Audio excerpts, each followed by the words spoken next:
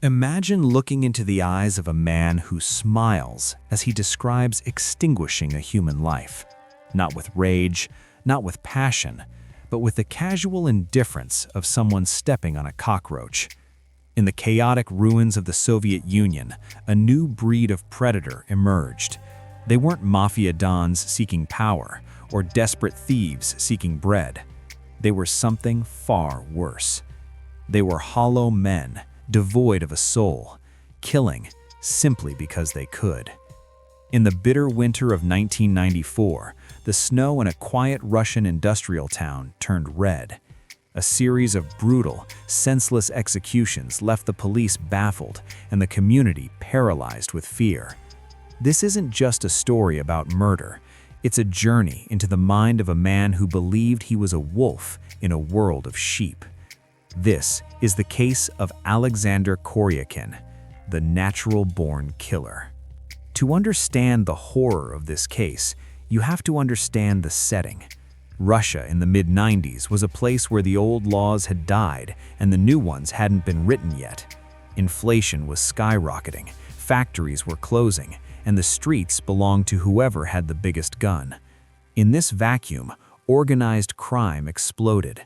But even the gangsters had rules. They had a code. The man we know as Koryakin, he had none.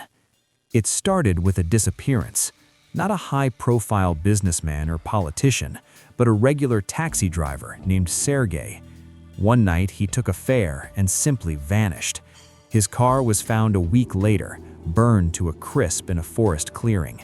The police, overwhelmed with the daily violence of the era, wrote it off as a bandit showdown, just another statistic. But then, a week later, another body was found. A young couple, executed in their car parked by the river. No robbery, no sexual assault, just cold, point-blank execution. The ballistic reports came back with a chilling match. The same weapon was used in both crimes, a stolen Makarov pistol. A phantom was stalking the streets, targeting random citizens. There was no pattern to the victims, different ages, different backgrounds. The only link was the absolute lack of mercy. Investigators, led by a seasoned detective named Victor, began to suspect this wasn't the work of a lone maniac. The efficiency of the killings, the disposal of the cars, suggested a team, a pack, and every pack has an alpha. Intelligence from the street pointed to a new small gang trying to make a name for themselves. They weren't interested in protection rackets or drug smuggling. They were interested in hunting. At the center of these rumors was a name whispered with fear: Alexander Koryakin. Koryakin wasn't your typical thug. He was charming, intelligent, and completely devoid of empathy. He fancied himself a philosopher of death.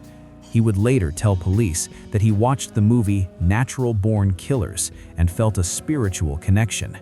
He believed that some people were predators and others were prey, and it was the law of nature to cull the weak.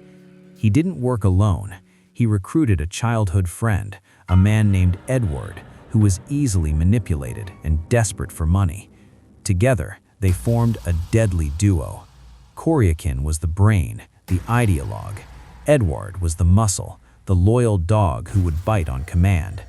They cruised the city at night in a battered Zhiguli, looking for targets, not for profit, but for the thrill of power. The breakthrough in the case came from a mistake born of arrogance. Koryakin and Edward attacked a small roadside kiosk. They shot the vendor and stole a meager amount of cash and a crate of vodka. But in their haste, they left a fingerprint on the shattered glass of the kiosk window. The police ran the print. It matched a petty criminal record for Edward. The detectives knew they had to act fast. If they spooked Edward, he might run, or worse, Koryakin might eliminate him to cut loose ends. They set up a surveillance operation on Edward's apartment. For 3 days they watched. They saw a man who looked nothing like a monster. He walked his dog, bought groceries, smoked on the balcony. But on the third night, a dark sedan pulled up. A man in a long leather coat stepped out. It was Koryakin. The police decided to strike. The arrest was violent and swift. Special forces, the Oman, smashed through the windows and doors. Edward was taken down in his kitchen. Koryakin, realizing he was trapped, tried to reach for his waistband, but a rifle butt to the face stopped him. In Koryakin's pocket, they found the Makarov pistol, the smoking gun. The interrogation of Alexander Koryakin is legendary in the archives of the local police. While Edward cried and confessed to everything, blaming Koryakin for brainwashing him, Koryakin sat calmly, almost bored. When the detective showed him photos of the victims, Koryakin didn't look away. He smiled. "Why?" the detective asked. "Why kill the taxi driver? He had no money." Koryakin leaned forward and said, "Because I wanted to see if I could, to see if the gun would jam, to see the light go out in his eyes. It makes you feel like God." He described the murders with chilling detail. He talked about how they would act like lost travelers to lure victims into a false sense of security. He called it the game. He admitted to crimes the police didn't even know about. He confessed to shooting a homeless man just to test a silencer. He confessed to planning a mass shooting at a local market simply to create chaos. It became clear that Koryakin wasn't motivated by money, revenge, or ideology. He was a psychopath in the purest clinical sense. He enjoyed the terror. He enjoyed the power of holding a life in his hands and snuffing it out. He saw himself as the protagonist of his own twisted movie. The trial of the NaturalBornKillers gang was a media sensation. The courtroom was packed. Families of the victims screamed for the death penalty. At that time, Russia still had a moratorium on executions, but the public demand for blood was deafening. Koryakin stood in the cage, the defendant's box, looking immaculate. He wore a suit. He smirked at the cameras. He treated the proceedings like a farce. When the judge read out the list of his atrocities, 5 murders, 3 attempted murders, armed robbery, Koryakin yawned. In his final statement, he didn't ask for forgiveness. He didn't show remorse. He looked at the jury and said, "You judge me because you fear me. You are sheep. I am the wolf. Lock me up, but you can never kill what I am." The judge sentenced Alexander Koryakin to life in prison in a special regime colony, the Black Dolphin or White Swan, places designed for monsters who are never meant to see the sky again. Edward, for his cooperation and lesser role, received 20 years.